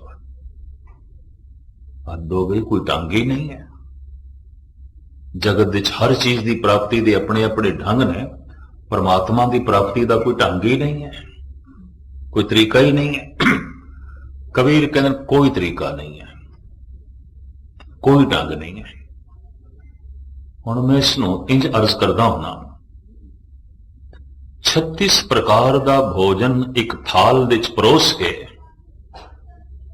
ਜੇ ਕਿਸੇ ਦੇ ਅੱਗੋਂ ਰੱਖੀਏ ਉਹ ਇਹ ਆਖੇ ਛੱਕਣ ਦਾ ਢੰਗ ਦੱਸੋ ਉਹ ਗੱਲ ਸਪਸ਼ਟ ਹੋ ਗਈ ਇਹਨੂੰ ਭੁੱਖ ਨਹੀਂ ਲੱਗੀ ਭੁੱਖੇ ਬੰਦੇ ਨੇ ਕਦੀ ਢੰਗ ਪੁੱਛਿਆ ਠੰਡੇ ਪਾਣੀ ਦਾ ਗਲਾਸ ਸ਼ਰਬਤ ਕਿਸੇ ਦੇ ਅੱਗੋਂ ਰੱਖ ਦਿੱਤਾ ਹੈ ਤੇ ਉਹ ਆਖੇ ਢੰਗ ਦੱਸੋ ਪੀਣ ਦਾ ਇੱਕ ਗੱਲ ਸਪਸ਼ਟ ਹੋ ਗਈ ਕੋਈ ਪਿਆਸ ਨਹੀਂ ਲੱਗੀ ਸੀ ਪਿਆਸੇ ਨੇ ਕਦੀ ਢੰਗ ਨਹੀਂ ਪੁੱਛਿਆ ਨਾਮ ਜਪਣ ਦਾ ਜੋ ਢੰਗ ਪੁੱਛਦੇ ਨੇ ਧਾਰਮਿਕ ਦ੍ਰਿਸ਼ਟੀਕੋਣ ਦੇ ਮੁਤਾਬਕ ਅਜੇ ਅੰਦਰ ਪਿਆਸ ਨਹੀਂ ਪੈਦਾ ਹੋਈ ਤੜਪ ਨਹੀਂ ਪੈਦਾ ਹੋਈ ਭੁੱਖ ਨਹੀਂ ਪੈਦਾ ਹੋਈ ਜਿਸ ਨੂੰ ਭੋਜਨ ਦੀ ਭੁੱਖ ਨਾ ਲੱਗੇ ਆਯੁਰਵੇਦਿਕ ਗ੍ਰੰਥ ਕਹਿੰਦੇ ਨੇ ਬੰਦਾ ਰੋਗੀ ਹੈ। ਭੁੱਖ ਦਾ ਨਾ ਲੱਗਣਾ ਰੋਗ ਦੀ ਪਹਿਚਾਣ, ਰੋਗ ਦੀ ਨਿਸ਼ਾਨੀ ਹੈ। ਭੁੱਖ ਹੀ ਨਹੀਂ ਲੱਗਦੀ। ਜਿਹਨੂੰ ਭੋਜਨ ਦੀ ਭੁੱਖ ਨਾ ਲਗੇ ਉਹ ਤਨ ਕਰਕੇ ਰੋਗੀ ਹੈ, ਔਰ ਜਿਸਨੂੰ ਭਜਨ ਦੀ ਭੁੱਖ ਨਾ ਲਗੇ ਉਹ ਮਨ ਕਰਕੇ ਰੋਗੀ ਹੈ। ਕੋਈ 100 ਦੇ ਚੋਂ ਇੱਕ ਅੱਧ ਮਨੁੱਖ ਐਸਾ ਹੋਵੇਗਾ ਜਿਹਨੂੰ ਭੋਜਨ ਦੀ ਭੁੱਖ ਨਾ ਲੱਗਦੀ ਹੋਵੇ ਤੇ ਤਨ ਦੇ ਤਲ ਤੇ ਰੋਗੀ ਹੋਵੇ, ਵਰਨਾ ਰੋਗੀਆਂ ਨੂੰ ਵੀ ਭੁੱਖ ਲੱਗ ਜਾਂਦੀ ਹੈ। ਮੈਂ ਫਿਰ ਦੁਹਰਾਵਾਂ, ਕੋਈ 100 ਦੇ ਚ ਇੱਕ ਅੱਧ ਮਨੁੱਖ ਐਸਾ ਹੋਵੇਗਾ ਜਿਹਨੂੰ ਭੋਜਨ ਦੀ ਭੁੱਖ ਨਾ ਲੱਗਦੀ ਹੋਵੇ, ਪਰ ਮੈਂ ਅਰਜ਼ ਕਰਾਂ ਕੋਈ ਹਜ਼ਾਰਾਂ ਚ ਇੱਕ ਅੱਧ ਮਨੁੱਖ ਹੁੰਦਾ ਜਿਹਨੂੰ ਭਜਨ ਦੀ ਭੁੱਖ ਲੱਗਦੀ, ਬਾਕੀਆਂ ਨੂੰ ਲੱਗਦੀ ਕੋਈ ਨਹੀਂ ਲੱਗਦੀ। ਭੁੱਖ ਪੈਦਾ ਹੀ ਨਹੀਂ ਹੁੰਦੀ। ਮਹਾਰਾਜ ਤੇ ਕਹਿੰਦੇ ਨੇ ਸਾਡੇ ਅੰਦਰ ਪੈਦਾ ਹੋ ਗਈ ਸਾਚੇ ਨਾਮ ਕੀ ਲਾਗੇ ਭੂਖ, ਉਦ ਭੂਖੇ ਖਾਏ ਚਲੀਏ ਦੁੱਖ। ਤੇ ਭੁੱਖੇ ਸਾਦੇ ਗੰਢ ਭੁੱਖ ਦਾ ਸਵਾਦ ਨਾਲ ਸੰਬੰਧ। ਭੋਜਨ ਦੀ ਭੁੱਖ ਨਹੀਂ ਲੱਗੀ ਤਨ ਰੋਗੀ ਹੈ, ਭਜਨ ਦੀ ਭੁੱਖ ਨਹੀਂ ਮਨ ਰੋਗੀ ਹੈ। ਤੇ ਭਜਨ ਕੀ ਹੈ? ਕਬੀਰ ਕਹਿੰਦੇ ਨੇ ਇਸ ਨੂੰ ਆਫਤਾਬ ਕਹਿ ਦਿੰਦੇ ਨੇ, ਖੁਰਸ਼ੀਦ ਕਹਿ ਦਿੰਦੇ ਨੇ। ਇਸ ਨੂੰ ਪ੍ਰਾਚੀਨ ਰਿਸ਼ੀ ਮੁਨੀ ਰਵੀ ਕਹਿੰਦੇ ਨੇ, ਇੰਗਲਿਸ਼ ਦੇ ਸਨ ਕਹਿ ਦਿੰਦੇ ਨੇ, ਉਰਦੂ ਦੇ ਸੂਰਜ ਕਹਿ ਦਿੰਦੇ ਨੇ, ਪਰਸ਼ੀਅਨ ਦੇ ਖੁਰਸ਼ੀਦ ਕਹਿ ਦਿੰਦੇ ਨੇ, ਆਫਤਾਬ ਕਹਿ ਦਿੰਦੇ ਨੇ। ਵਸਤੂ ਤੇ ਇੱਕੋ ਹੀ ਹੈ। ਨਾਮ ਅਨੇਕਾਂ ਨੇ, ਉਹ ਹਸਤੀ ਇੱਕੋ ਹੈ, ਉਸਦੇ ਨਾਮ ਅਨੇਕਾਂ ਨੇ। ਅਨੰਤ ਨਾਮ, ਬੇਸ਼ੁਮਾਰ ਨਾਮ। ਔਰ ਕਿਸੇ ਵੀ ਨਾਮ ਨਾਲ ਜਪੀਏ ਉਹ ਪ੍ਰਮਾਤਮਾ ਪ੍ਰਗਟ ਹੁੰਦਾ ਹੈ। ਇਹ ਵੀ ਮਰਜ਼ ਕਰਦੇ ਉਹ ਪ੍ਰਗਟ ਹੁੰਦਾ ਹੈ। ਅੱਲਾਹੂ ਅੱਲਾਹੂ ਦੀ ਧੁਨੀ ਜਿਨ੍ਹਾਂ ਨੇ ਰੱਟੀ ਉਹਨਾਂ ਦੇ ਅੰਦਰ ਵੀ ਪ੍ਰਗਟ ਹੋ ਗਿਆ। ਓਮ ਓਮ ਦੀ ਧੁਨੀ ਜਿਨ੍ਹਾਂ ਨੇ ਰੱਟੀ ਉਹਨਾਂ ਦੇ ਅੰਦਰ ਵੀ ਪ੍ਰਗਟ ਹੋ ਗਿਆ। ਕਲਯੁਗ ਦੇ ਅਵਤਾਰੀ ਪੁਰਸ਼ ਧੰਨ ਗੁਰੂ ਨਾਨਕ ਦੇਵ ਜੀ ਮਹਾਰਾਜ ਜਿਹੜਾ ਮੰਤਰ ਲੈ ਕੇ ਆਏ, ਵਾਹਿਗੁਰੂ ਵਾਹਿਗੁਰੂ ਤੂੰ ਵਾਹ ਆਸ਼ਚਰਜ ਹੈ। ਅੰਧਕਾਰ ਨੂੰ ਦੂਰ ਕਰਕੇ ਪ੍ਰਕਾਸ਼ ਦਿੰਦਾ। ਜਿਹੜਾ ਜਿਹੜਾ ਗੁਣ ਸਾਹਮਣੇ ਆਇਆ ਗੁਣਾਤਮਕ ਨਾਮ, ਇਸ ਨੂੰ ਕਹਿੰਦੇ ਨੇ ਤਖੱਲੁਸ, ਗੁਣਾਤਮਕ ਨਾਮ। ਇਹ ਗੁਣਾਤਮਕ ਨਾਮ ਗੁਰੂ ਨਾਨਕ ਦੇ ਸਾਹਮਣੇ ਪ੍ਰਗਟ ਹੋਇਆ ਹੈ। ਈਸ਼ਵਰ ਤੂੰ ਆਸ਼ਚਰਜ ਹੈ। ਅੰਧਕਾਰ ਨੂੰ ਦੂਰ ਕਰਕੇ ਪ੍ਰਕਾਸ਼ ਦੇਣਾ ਹੈ, ਚਾਨਣਾ ਦੇਣਾ ਹੈ। ਤੋ ਰਸਨਾ ਵਾਹਿਗੁਰੂ ਵਾਹਿਗੁਰੂ ਵਾਹਿਗੁਰੂ ਰਟਣ ਲੱਗ ਪਈ। ਤੋ ਬਸ ਇਹੀ ਜਪਣਾ ਹੈ, ਇਸ ਤਰ੍ਹਾਂ ਹੀ ਜਪਣਾ ਹੈ। ਨਹੀਂ, ਗੁਰੂ ਨਾਨਕ ਦੇਵ ਜੀ ਮਹਾਰਾਜ ਨੇ ਫਿਰ ਉਹ ਢੰਗ ਵੀ ਦੱਸ ਦਿੱਤਾ ਹੈ। ਢੰਗ ਕੋਈ ਨਹੀਂ, ਢੰਗ ਹੈ। ਤੁਸੀਂ ਆਖੋਗੇ ਤੇ ਪਹਿਲੀ ਕਹਿੰਦਾ ਪਿਆ, ਬਿਲਕੁਲ ਪਹਿਲੀ। ਭੋਜਨ ਛਕਣ ਦਾ ਜੋ ਢੰਗ ਪੁੱਛੇ, ਭੁੱਖ ਨਹੀਂ ਲੱਗੀ, ਫਿਰ ਵੀ ਛਕਣ ਦਾ ਢੰਗ ਹੈ। ਭੋਜਨ ਦੀ ਬੁਰਕੀ ਕੰਨਾਂ 'ਚ ਨਹੀਂ ਪਾਈਦੀ, ਅੱਖਾਂ 'ਚ ਨਹੀਂ ਪਾਈਦੀ, ਮੂੰਹ 'ਚ ਪਾਈਦੀ ਹੈ। ਅਗਰ ਕੋਈ ਉਸ ਬੁਰਕੀ ਨੂੰ ਨੱਕ ਦੇ 'ਚ ਪਾਵੇ, ਕੰਨ ਦੇ 'ਚ ਪਾਵੇ, ਤਾਂ ਕਹਿਣਾ ਪੈਦਾ ਇੱਕ ਤੇ ਇਸ ਨੂੰ ਭੁੱਖ ਨਹੀਂ ਲੱਗੀ, ਦੂਜਾ ਇਸ ਨੂੰ ਢੰਗ ਦਾ ਵੀ ਨਹੀਂ ਪਤਾ। ਔਰ ਜਿਹਨੂੰ ਭੁੱਖ ਲੱਗੀ ਹੈ ਉਹ ਅੱਖਾਂ ਦੇ 'ਚ ਭੋਜਨ ਦੀ ਬੁਰਕੀ ਕਿਉਂ ਪਾਏਗਾ? ਉਹ ਤਾਂ ਮੂੰਹ ਦੇ 'ਚ ਪਾਏਗਾ। ਜਿਸ ਦੇ ਅੰਦਰ ਸਤਸੰਗ ਕਰਦੇ ਆਇਆ ਇਹ ਭੁੱਖ ਪੈਦਾ ਹੋ ਗਈ ਹੈ। ਦਵਾਈਆਂ ਮਨੁੱਖ ਲੈਂਦਾ ਹੈ ਕਿ ਭੁੱਖ ਪੈਦਾ ਹੋਵੇ। ਇਹ ਕਥਾ ਕੀਰਤਨ ਇੱਕ ਐਸੀ ਔਸ਼ਧੀ ਹੈ, ਮਨੁੱਖ ਦੇ ਅੰਦਰ ਭੁੱਖ ਪੈਦਾ ਹੋ ਜਾਂਦੀ ਹੈ। ਗੁਰਦੁਆਰੇ ਆਣਾ ਤੁਸੀਂ ਉਸ ਦਿਨ ਸਫਲ ਸਮਝ ਲੈਣਾ ਆਇਆ ਹੋਇਆ ਜਿਸ ਦਿਨ ਭੁੱਖ ਪੈਦਾ ਹੋ ਜਾਏ। ਅਜੇ ਤੇ ਇਲਾਜ ਕਰਾ ਰਹੇ ਹੋ, ਇਲਾਜ ਕਰਾ ਰਹੇ ਆ, ਔਸ਼ਧਾਲੇ ਆ ਰਹੇ ਆ, ਵੈਦ ਦੇ ਕੋਲ ਆ ਰਹੇ ਆ। ਮੇਰਾ ਵੈਦ ਗੁਰੂ ਗੋਬਿੰਦਾ, ਹਰ ਹਰ ਨਾਮ ਔਖਦ ਮੁਖ ਦੇਵੇ, ਕਾਟੇ ਜਮ ਕੀ ਫੰਦਾ। ਜਿਸ ਦਿਨ ਹਰੀ ਨਾਮ ਦੀ ਭੁੱਖ ਪੈਦਾ ਹੋ ਜਾਏ तो समझ लो आया होया सफल हो गया, बीमारी दूर हो गई, रोग मिट गए। तो सिर्फ जबान नाल वाहिगुरु वाहिगुरु करी जाना नहीं। महाराज कहते हैं गावीए, सुनिए, मन रखिए भाव। जबान गायन करे वाहिगुरु वाहिगुरु वाहिगुरु, ਕੰਨ ਸੁਣਨ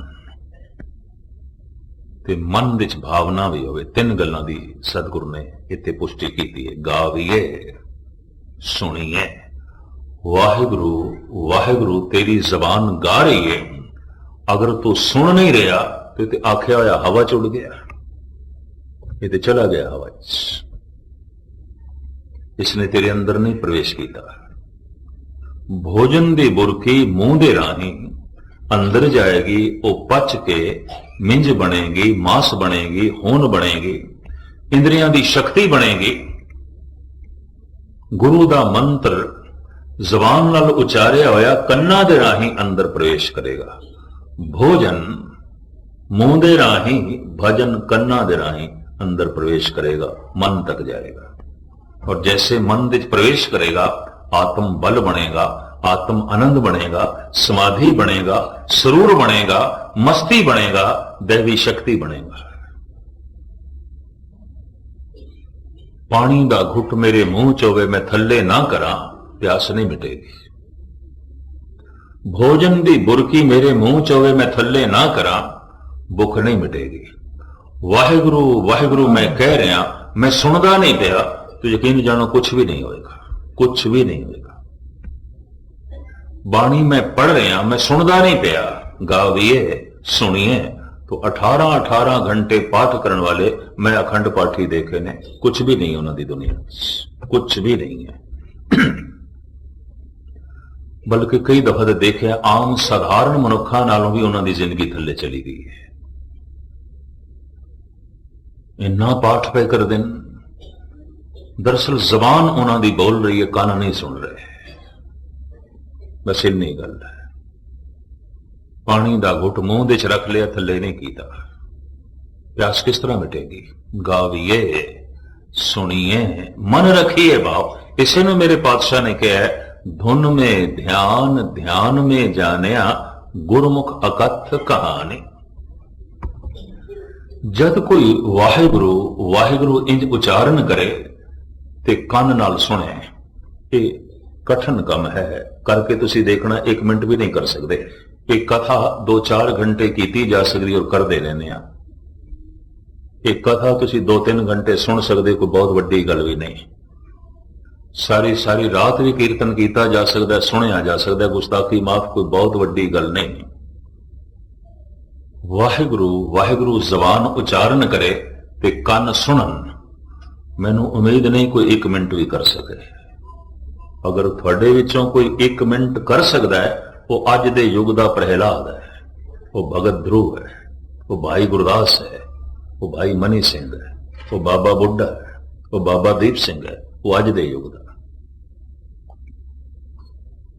1 मिनट मैं ज्यादा कह रहा। कलगीधर पिता जी कहते हैं, एक चित जाए एक छिन दे आयो, काल फास के बीच ना आयो। 50 साल का किसी कमरे दे अंधेरा होए, तो उस 50 साल के अंधकार नूं क्या कढ़न लगे 50 साल लगते नहीं, 1 सेकंड लगता है। इधर दीवा जलाया, चानना हो गया, भावें 50 साल पुराना चानना, अंधेरा है। भावें अनंत जन्मां दे पाप ने, एक दफा सुरत शब्द नाल जुड़ी, सुरत ध्यान ते शब्द आवाज, वाहिगुरु वाहिगुरु ये शब्द, इनू जिहड़ा सुनना है, ये ध्यान जोड़ना है। बिना ध्यान तो मनुख नहीं सुन सकेगा। एक मनुख उच्ची उच्ची बोल रहा, दूजा सुन रहा है, तो सुनने वाला अचनचेत कह देता है, मित्रा ये गल फिर आख मैं नहीं सुनी, तू क्यों नहीं सुनी? कहता मेरा ध्यान किसी और पासे चला गया। यह मतलब ध्यान तो बिना मनुख नहीं सुन सकता। तो हुण मैं अर्ज करा, धुन में ध्यान ध्यान में जाने। जद कोई वाहिगुरु वाहिगुरु दा इंज उचारण करता है ते सुनदा है, ये शब्द पता है किथे चोट करता है? नाभि ते, नाफ नाभि ते पता है नाभि दा भारत दे तमाम प्रांतां दे नाम की है ध्वनि। नाभि दे कहंदे ने ध्वनि, ते ध्वनि दा ते आखरी अर्थ है आवाज। नाभि नूं आवाज क्यों कहंदे ने? नाभि नूं ध्वनि क्यों कहंदे ने?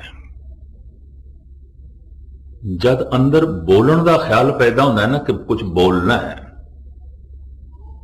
फुरना पैदा होंदा है, उस फुरने नाल पवन नाभि नाल टकरांदी है। देही माटी बोले पवन, वो जिहड़ी हवा है, वो जिहड़ी पवन है, वो नाफ नाल टकरांदी है। नाभि थोड़ी जिहां खुलदी है, उथों धुन उठ पैंदी है। सेम शहनाई वाली हालत है, मुरली शहनाई जिवें फूक के उन्हां च आवाज निकलदी है ना, अंदर एक फुरना पैदा होया बोलना है, तो पवन नाफ नाल टकरांदी है, नाभि नाल। तो नाभि का नाम पै गया धुनी। इत्थों जब धुन उठती है तो इनू कहते हैं परा, परा धुनी, परा। वो धुन जद इत्थे हिरदे तक पहुंचती है इनू कहते हैं पसंती। इत्थे अखर बनते हैं और इत्थों उठ के जद कंठ तक पहुंचती है इनू कहते हैं मदमा, पूरी तरतीब बन गई। जबान बयान कर देती है इनू कहते हैं बैखरी। ये चार बाणियां ने, परा, पसंती, मदमा, बैखरी। जो मेरी जबान कह रही है इस तो पहले मेरे कंठ देसी, और जो मेरे कंठ देचे उस तो पहले मेरे हृदय सी, और इस तो पहले धुनी देसी ना धुनी। शायद इस ढंग नाल आपने कभी महसूस किया हो करना। थोड़ी जी ये नाफ खुलती है, धुन उठ खड़ी होती है। कहते ने वाहिगुरु, वाहिगुरु का जब कोई जाप करता है और उसनू जब सुनता है तो यह ध्वनि पलट के फिर ध्वनि नाल टकरांदी है, नाफ नाल टकरांदी है। अगर कोई सुन रहा है, सुन नहीं रहा तो बोल हवा च उड़ गए, बाहर उड़ गए। इतनी महरस करते हैं। गाविए सुनिए, गल सारी सुनन दी है, और सुनन दी इतनी महम है। महाराज कहते नानक भगतां सदा विगास, सुनी है दुख पाप का नाश। सुनदे ही दुख नाश हो जाते हैं, सुनदे ही पाप नाश हो जाते हैं। सुनदे ही कोई पीर बन जाता है, नाथ बन जाता है, ज्ञानी बन जाता है, दानी बन जाता है। सुनदे इतना पवित्र हो जाता है कि 68 तीरथ उस तो कुर्बान किए जा सकते हैं। सुनी 68 का इशनान, बड़ी लंबी चौड़ी गल, मुख्तसर मैं अर्ज करा। सारे दुख नाश हो जाते हैं, सारे पाप नाश हो जाते हैं। कोई सुने, गाविए, सुनिए, वाहिगुरु वाहिगुरु इंज कोई उच्चारण करे, इसनु सुने तो जैसे ध्यान पूर्वक सुनेगा ये ध्वनि, ध्वनि नाल टकराएगी। ये शब्द नाफ नाल टकराएगा। नाफ थोड़ी ज्यादा खुलेगी, और आप दी ज्ञात लई अर्ज करा कि नाफ पूरी खुल जाए, मनुख जीवन मुक्त हो जाता है। ये दो हालतां च खुलती है पूरी। एक जद मौत चोट कर दी है, मौत, जद मौत आती है ये नाफ पूरी खुल जाती है। आखिरी प्राण नाभि दे इथों निकलता है। इसनू पातशाह की बाणी कहती है, आज काल खुलै तेरी गांठड़ी। अज कल दी तेरी गंढ खुलण वाली है, ये नाफ खुलण वाली है। ये चो आखिरी प्राण निकल जाएगा, और जब आखिरी प्राण निकलता है ये गंढ खुलती है तो जिहड़ी हालत बनती है वो मेरे पातशाह ने बयान की हुई है। हथ मरोड़े तन कपे स्याऊ होवा सेत। इन मुठियां बंद होणगियां, दंदियां वजणगियां, कंबनी छिड़ेगी। अगर ऐसा है कोई रोगी तो समझ लो आखिरी प्राण निकल रहे, गंढ खुल रही। ये पहचान है आयुर्वेदिक ढंग दे नाल। हथ मरोड़े, धन गुरु अर्जन देव जी महाराज उसे दे जिक्र करते हैं। हथ मरोड़े तन कपे, जोर दियां मुठियां बंद होणगियां, दंद भी बंद होणगे ते वजणगे, ते शरीर सारे दे कंबनी छिड़ेगी। जद मौत चोट कर दी है, और जद गुरु दा मंत्र चोट करे ते ये नाफ खुले, तो मैं फिर अर्ज करा उदों भी यही हालत होंदी है। मुठियां बंद होंदियां, कंबनी छिड़ जाती है, दंदियां वज सकदियां। ये हालत जद गुरु नानक दी होई, माता तृप्ता वैद नूं बुला लिया सन। ये की हो गया मेरे पुत्र नूं? कंबनी छिड़ी हुई है, दंदियां वज रही, मुठियां इतनियां जोर दियां बंद ने। इस वैद ने सतगुरु दा मस्तक वेख्या, अखां वेखियां, जबान वेखी, नब्ज वेखी, जो उसकी जांच पड़ताल का ढंग सी सारा वेख्या, ते वैद ने कह दिता इन्हों तो कुछ भी नहीं। दिल की धड़कन बिल्कुल ठीक है, खून की गर्दिश बिल्कुल ठीक है, शरीर की सारी क्रिया बिल्कुल तरतीब विच है। मैं नहीं कह सकता ये रोगी ने, हां ये रोगी जैसे दिस रहे ने, रोगी नहीं ने। पता है माता तृप्ता ने की आख्या, अच्छा वैद मैं फिर कोई होर वैद बुला के लियानी जे तेनों समझ नहीं आई। ते पता है फिर उस वैद ने की आख्या, मां ये मेरी तौहीन है, मैं तो राय बुलार का भी इलाज करदा, सारे चौधरी मैथों इलाज करांदे ना, बड़े बड़े जागीरदार मैथों इलाज करांदे ने, मेरी समझ बिल्कुल ठीक कम कर रही है, रोगी नहीं ने। रोगी जैसे दिस रहे ने, रोगी नहीं ने। और तुसी माता आखे है कि होर वैद बुलाने, तो चलो मैं फिर थोड़ी मेहनत कर लेना, मैं गुरु नानक दी नवस फिर देखदा। फिर जो बां पकड़ी, नवस देखते ने, अद की फिर सतगुरु ने बां छुड़ा ली, फिर छोड़ो। वैद बुलाया वैदगी, पकड़ डंडोले मां, ये भोला वैद न जाने करक करे जे माए। गल कुछ और है, ये शरीर की गल ही नहीं है, ये शरीर की छाणबीन पिया करता है। सेम यही हालत शेख सादी दी हो गई सी, गुस्ताखी माफ, दो चार उदाहरण में थोड़े सामने रखा, गल स्पष्ट हो जाए। शेख सादी दी मां उस वक्त दे चोटी दे तबीब जो शाही घराने च इलाज करता सी, ते शेख सादी दा दबदबा भी बड़ा सी, उस शाही तबीब नूं बुला लिया। तबीब वेखदा है बां, नब्ज वेखदा है, अखां वेखदा है, जो उसका जांच पड़ताल का ढंग सी सारा वेखिया, ते तबीब ने भी ओही लफ्ज कह दिते जो वैद ने गुरु नानक दे संबंध च कहे सन। शेख सादी दी मां नूं आखे इन्हां नूं कुछ भी नहीं है, जिथे तक मेरी जानकारी है इन्हां दा शरीर ठीक है। मां रो पई, कहने लगे हैं ये रोग तेरी पकड़ दे च नहीं आया, आज सारा दिन हो गया कुछ खादा नहीं, मेरे नाल बोले भी नहीं, बार बार अखां चो हंझू वगे ने, कंबड़ी छिड़ी हुई है, दंदियां वजदियां पईयां, और तुसी कहंदे हो कुछ भी नहीं। मां दा रोना वेख के तबीब नूं फिर तरसाया, कहंदा अच्छा मैं फिर देखदा। फिर जो बांह पकड़ी, शेख सादी ने बांह छुड़ा ली और मुंह ए बोल बोले, अज सरे बालीन मन बरखैज ए नादान तबीब, ए नादान तबीब, छोड़ दे मेरी बांह। अज सरे बालीन मन बरखैज ए नादान तबीब, दर्द मंदा इश्क रा दारू बजुज दीदार नेस्त। दर्द दे मारिया होया दा, इश्क दे मारिया दा दारू खुदा दा दीदार होंदा है, ये तेरे कोल नहीं है, तू जा एक पासे, तेनू गल दी समझ ही नहीं है, मैं रोगी नहीं हाँ। कहते ने पहाड़ दे एक गार दे मोहम्मद साहब रोज अल्लाहू अल्लाहू दी धुनी दा अभ्यास करते सन। एक दिन इस धुनी ने धुनी दे उत्ते चोट कर दी, नाभि ते चोट कर दी, नाभ खुल गई। उसे हालत विच एक घर आ गए कंबदे हुए, जो मैं हदीस पढ़ी, सारे दा सारा शरीर कंब रहा, दंदियां वज रही ने, मुठियां बंद।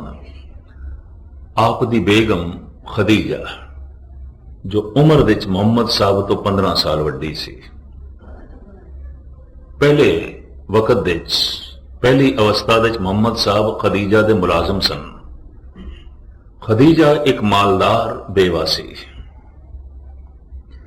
इसका समान लेके दमशक विच वेचण जांदे सन, बगदाद विच वेचण जांदे सन, और इन्हां नूं मेहनताना खदीजा देंदी हुंदी सी। ईमानदारी मोहम्मद साहब दी देख के, खुदाई बंदगी देख के, नूरानी चेहरा देख के, शराफत देख के, मालकन ते नौकर दा यह रिश्ता पति पत्नी दे च बदले। खदीजा पहली बेगम है मोहम्मद साहब दी।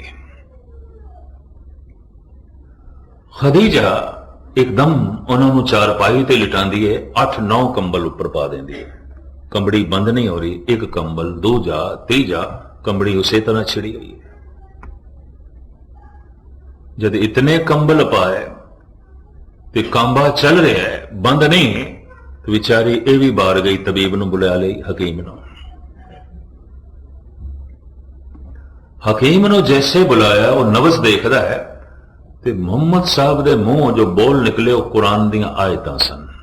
ਇਹ ਪਹਿਲੀ ਆਇਤ ਸੀ ਜੋ ਉਹਨਾਂ ਦੇ ਮੂੰਹ ਚੋਂ ਨਿਕਲੀ। ਖਦੀਜਾ ਸੁਣ ਕੇ ਕਹਿਣ ਲੱਗੀ, ਇਹ ਬੋਲ ਤੁਹਾਡੇ ਨਹੀਂ, ਇਹ ਖੁਦਾ ਦੇ ਨੇ, ਤੁਸੀਂ ਤੇ ਅਨਪੜ੍ਹ ਹੋ।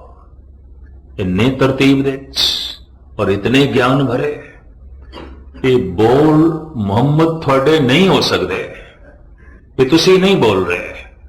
ਤੇ ਮੁਹੰਮਦ ਸਾਹਿਬ ਨੇ ਵੀ ਕਹਿ ਦਿੱਤਾ, ਖਦੀਜਾ ਅੱਜ ਤੋਂ ਮੈਂ ਬੋਲਣਾ ਬੰਦ ਹੀ ਕਰ ਦਿੱਤਾ ਹੈ, ਚੁੱਪ ਕਰ ਗਿਆ, ਹੁਣ ਤੇ ਖੁਦਾ ਬੋਲਦਾ, ਮੈਂ ਨਹੀਂ ਬੋਲਦਾ। ਧੰਨ ਗੁਰੂ ਨਾਨਕ ਦੇਵ ਜੀ ਮਹਾਰਾਜ ਕਹਿੰਦੇ ਨੇ, ਹਾਂ ਆਪੋ ਬੋਲ ਨਾ ਜਾਣਦਾ, ਮੈਨੂੰ ਬੋਲਣਾ ਆਉਂਦਾ ਹੀ ਨਹੀਂ, ਮੈਂ ਨਹੀਂ ਬੋਲਦਾ। ਜੋ ਖਸਮ ਬੋਲਦਾ ਸੋ ਬੋਲਦਾ ਹੈ। ਉਹ ਆਪੋ ਬੋਲ ਨਾ ਜਾਣਦਾ, ਉਹ ਕਿਹਾ ਸਭ ਹੁਕਮਾਓ ਜਿਓ। जैसे में आवे खसम की बाणी, तैसड़ा करी ज्ञान वे ला लो। एकाग्रता बख्शनी। वाहिगुरु वाहिगुरु अगर कोई ऐसा उच्चारण करे, कम से कम कल तो 5 मिनट ते जरूर करना। ते जे कल 5 मिनट सवेरे करोगे तो समझ लेना तुसी कथा सुनी है, नहीं तो नहीं सुनी, मनोरंजन एवं गए गुरुद्वारे, फिर कुछ नहीं सुनिया। ये 5 मिनट करना, बाकी गुरु जितना करा लेगा वो थोड़े को अलग कर, पर 5 मिनट का तुसी प्रण करके बैठो। जपो ता एको नामा, अवर निराफल कामा। जे धरती विच बीज ना पाइए तो हल चलाया व्यर्थ चला जाता है, पानी दिता व्यर्थ चला जाता है, खाद पाई व्यर्थ चली जाती है। जे वाहिगुरु मंत्र का जप ना करिए तो सारे कर्म इस तरह ने जिवें बीज बोए तो बिना हल चलाना ते बाकी सारी मेहनत करनी व्यर्थ चली जाती है। जप ते लाजमी है। जप ही सेवा नूं महान बना देंदा है, जप दान नूं महान बना देंदा है, जप ज्ञान नूं पवित्र कर देंदा है। जप नूं एक पासे कर दिओ तो सारे कर्म इंज हो जाते हैं जिवें लाड़े तो बिना बरात किवें ने रखदी। वो सारे कर्म किवें ने रख देन, कुछ भी नहीं है। जपो ता एको नामा, अवर निराफल कामा। गुरु नानक दी पहली बाणी जप है। धन गुरु गोबिंद सिंह जी महाराज दी पहली बाणी जाप है। गुरु ग्रंथ साहब दी पहली बाणी जप है। दसम ग्रंथ दी पहली बाणी जाप है। मूल उपदेश जप दा है, जाप दा है। जैसे कोई वाहिगुरु वाहिगुरु 5 मिनट इस सवेरे कल तो करना, वाहिगुरु वाहिगुरु रसना उच्चारण करे ते कन सुनन, ये ठीक है। बड़ी औखी घाटी तो लंघोगे, 1 सेकंड ਲਈ भी सुन नहीं सकोगे। जुबान बोलती रहेगी, पता नहीं मन किथे गया, ध्यान किथे गया, औखा है काम। और हंकार की गल नहीं, मैनू 35-37 साल हो गए इन कथा करदे हां। 4 घंटे कथा करने अज भी मैं सौखी समझदा, 1 मिनटे जप करना अज भी मेरे लिए औखा है, अज भी औखा। उंज घंटा घंटा बंदा वाहिगुरु वाहिगुरु कर लो, गल हो है। और जिस ढंग नाल मेरे पातशाह ने कहा, गाविए सुनिए, धुन में ध्यान ध्यान में जानिया, गुरमुख अकथ कहानी। या बहुत सारी शक्ति बोलण दे च लग जाती है, उहदे च सर्फ करनी औखी हो जाती है। यह अकाल पुरख जाने। थोड़े विच अगर कोई ऐसा कर सकता है, पूजन योग है, मनो महान है। ये करना अमृत वेले ही होता है। हर अमृत वेले वत्ते का बीजिया, भगत खाए खर्च रहे, निखुटे नाई। इसनों ईरान दा सूफी फकीर शेख सादी कहता है, दुआ कुन बशब चों गदाया सोज, अगर में कुनी बादशाही बरोज। ऐ बंदे, जे तू दिन दे समय मनुखां दे बादशाहां दी तरह जीवना चाहना है तो रात दे चौथे पैर खुदा दे अगों मंगता बन जाया कर, भिखारी बन जाया कर। और ये फकीर दावे नाल कहंदा, जो रात दे चौथे पैर खुदा दे अगों मंगते नहीं बनते, ये दावे नाल कहंदा दिन नूं बादशाहां दी तरह जी भी नहीं सकणगे, मुर्दियां दी तरह जीवणगे। शेख सादी, दुआ कुन बशब चों गदाया सोज, अगर मैं को नहीं बादशाही बरोस। बादशाह दी बाणी, हर अमृत वेले वत्ते का बीजिया, भगत खाए खर्च रहे, निखुटे नाई। रसना वाहिगुरु वाहिगुरु इंज जपे ते कन सुनन। अगर ऐसा है तो ये वाहिगुरु की ध्वनि ध्वनि ते चोट करेगी, नाभि ते चोट करेगी। ਇੱਕ ਮੌਤ ਦੇ ਸਮੇਂ ਜਦ ਇਹ ਗੰਢ ਖੁੱਲਦੀ ਹੈ ਤਾਂ ਸਰੀਰ ਦਾ ਅੰਤ ਹੋ ਜਾਂਦਾ ਹੈ, ਸਰੀਰ ਨੂੰ ਜਲਾਣਾ ਪੈਂਦਾ ਜਾਂ ਦਫਨ ਕਰਨਾ ਪੈਂਦਾ।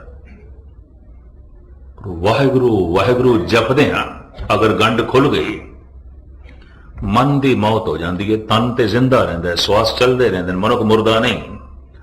ਮਨ ਦੀ ਮੌਤ ਹੋ ਜਾਂਦੀ ਹੈ ਤੇ ਮਨ ਦੇ ਮਰਨ ਨਾਲ ਪਤਾ ਕੀ ਹੋ ਜਾਂਦਾ ਹੈ? ਪਾਤਸ਼ਾਹ ਦੀ ਬਾਣੀ ਕਹਿੰਦੀ ਮਨ ਮਰੇ ਧਾਤ ਮਰ ਜਾਏ, ਬਿਨ ਮਨ ਮੂਏ ਕੈਸੇ ਹਰ ਪਾਏ। ਮਨ ਮਰ ਜਾਂਦਾ ਹੈ, ਮਨ ਦੇ ਮਰਦਿਆਂ ਤ੍ਰਿਸ਼ਨਾ ਮਰ ਜਾਂਦੀ ਹੈ, ਮਨ ਦੇ ਮਰਦਿਆਂ ਲੋਭ ਮਰ ਜਾਂਦਾ ਹੈ। ਲੋਭ ਨੂੰ ਮਾਰਨ ਦੀ ਕੋਸ਼ਿਸ਼ ਨਾ ਕਰੋ, ਨਾ ਕੋਈ ਮਾਰ ਸਕੇਗਾ।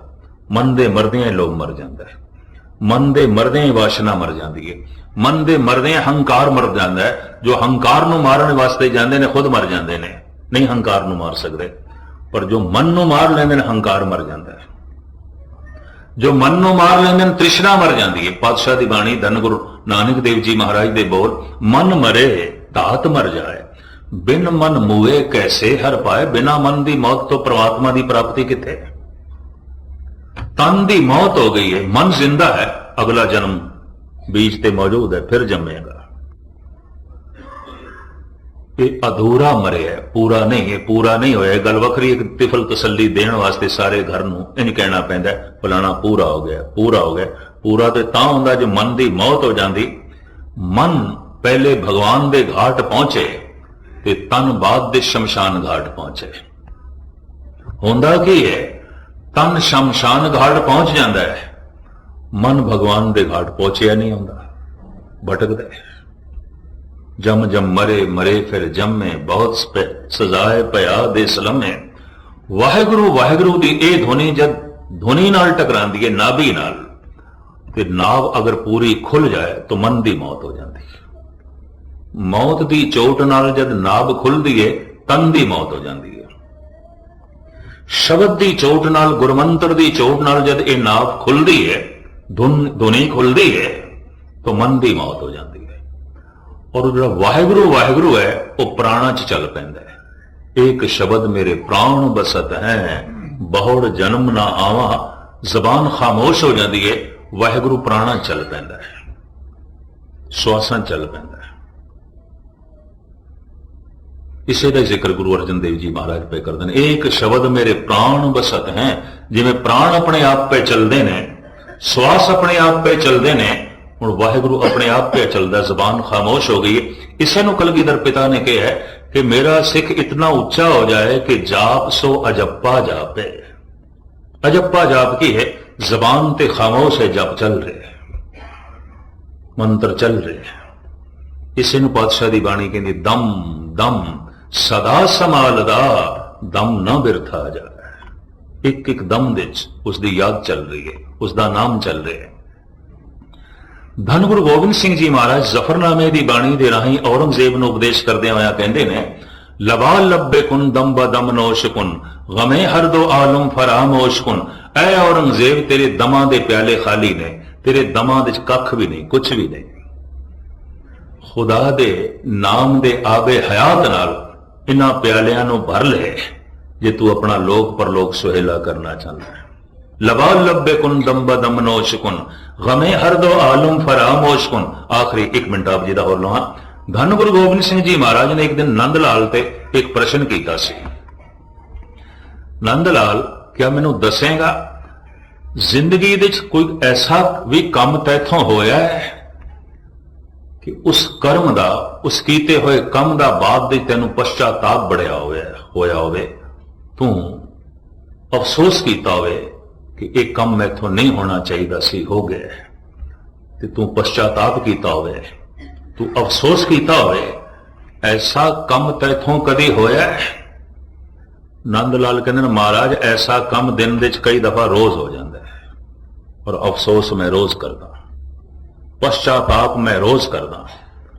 ਮੰਨਿਆ ਹੋਇਆ ਗੁਰੂ ਕਾ ਸਿੱਖ, ਮਹਾਨ ਸ਼ਾਇਰ ਕਵੀ, ਜਿਸ ਦੇ ਉੱਤੇ ਕਲਗੀਧਰ ਪਿਤਾ ਮਾਣ ਕਰਦੇ ਸਨ, 52 ਕਵੀਆਂ ਦੇ ਚੋਂ ਸਿਰਮੌਰ,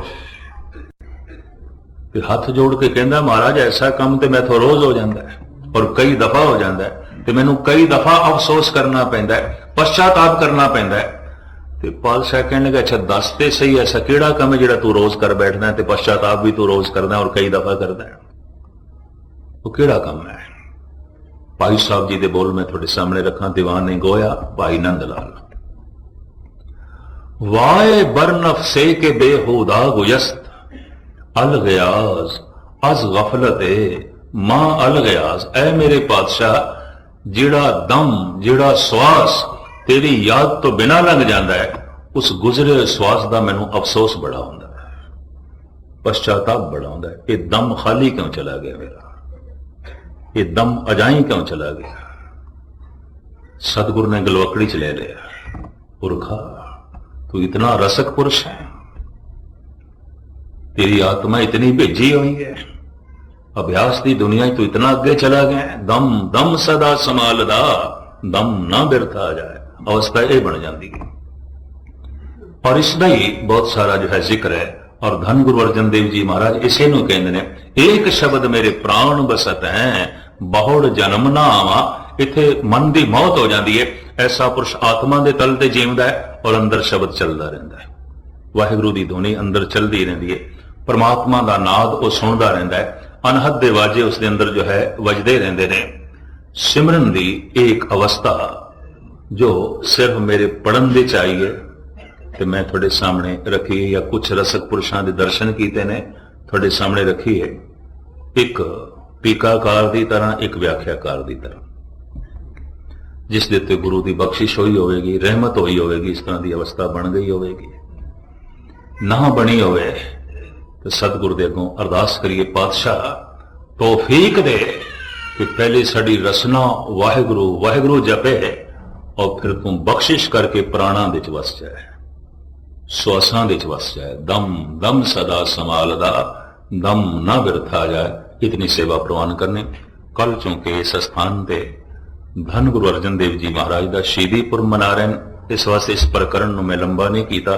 ये प्रकरण कई दिनों का सी, इस वास्ते संक्षेप विच छोटे रूप ये विचार मैं थोड़े सामने रखिए ने। और मैं फिर अर्ज करा, उसे ने अज कथा सुनी है जिहड़ा कल 5 मिनट अभ्यास लई कढेगा, नहीं तो कोई कथा नहीं सुनी, एवं मनोरंजन लई गुरुद्वारे आया। 5 मिनट का वक्त कढ़ के जाना, प्रण करके गुरु दे अगों पातशाह सवेरे 5 मिनट बैठांगे। और मैं फिर अर्ज करना, इंज करना, जबान वाहिगुरू वाहिगुरू वाहिगुरू इंज जपे, कन सुनन। इस नूं कहंदे ने धुन में ध्यान, ध्यान में जानिया गुरुमुख अकथ कहानी। इसे नूं आखिया गावीए सुनिए मन रखिए, मन विच पूरा भरोसा रख के जबान नाल गायन करना, कन्ना नाल सुनना। शुरुआत असीं इत्थों करनी है कि अकाल पुरख की मर्जी उसने की अवस्था बना देनी है।